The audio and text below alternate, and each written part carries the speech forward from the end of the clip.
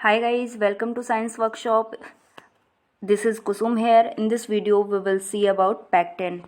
अगर आपने मेरे चैनल को अभी तक सब्सक्राइब नहीं किया तो प्लीज़ सब्सक्राइब कीजिए एंड बेल आइकन को प्रेस करना ना भूलें ताकि नेक्स्ट वीडियो का अपडेट आपको मिल सके. So what is Pecten?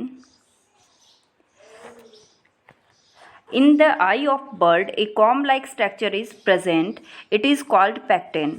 अब बर्ड्स की जो आँख होती है, बर्ड्स की आईज में एक कॉम्ब लाइक स्ट्रक्चर पाई जाती है जिसको हम पैक्टेन कहते हैं. ठीक है. It is soft and vascular, जो कि सॉफ्ट होती है और वैस्कुलर होती है. इट इज़ रेक्टेंगुलर प्लेट, ये एक रेक्टेंगुलर प्लेट होती है. ठीक है.